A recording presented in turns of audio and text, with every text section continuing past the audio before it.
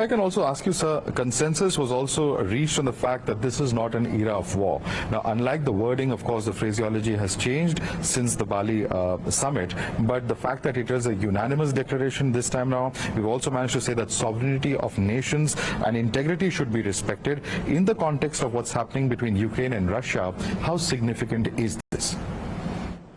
Argentina has, from the very beginning, taken a very clear position in terms of what it thinks how Russia behaved during the Ukrainian conflict. And what was the appropriate forum for us to say this? The UN. And it is at the UN that we condemned the Russian invasion of Ukraine.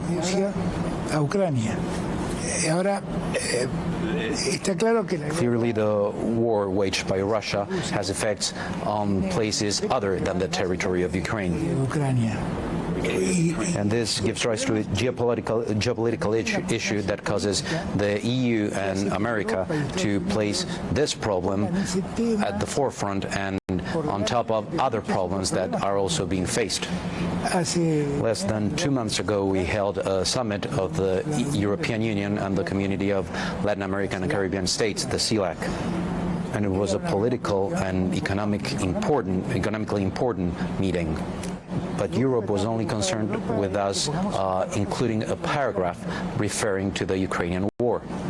And there were almost 40 paragraphs, and only one of them referred to the Ukrainian war, but the other 39 paragraphs were dependent on us, including that one for the declaration too. Something similar happened here.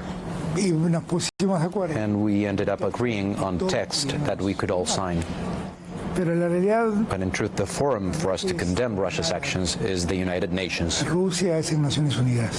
That is the place for us to criticize against what Russia has done. And what ends up happening at meetings such as this is that there are three positions.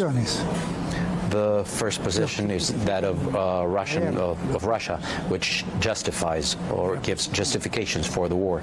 There is a second position where we all say we do not justify war under any terms. And within that second position, there are two positions in turn, that of those who say, well, we do not accept the war, but we're going to support Ukraine so that it'll continue with the war, and those of us that say, well, let's bring Russia and Ukraine to the negotiating table. Because it is a difficult position to understand, the one that involves saying, well, I don't want the Ukrainian war to continue, but I will give you the weapons to continue with the war.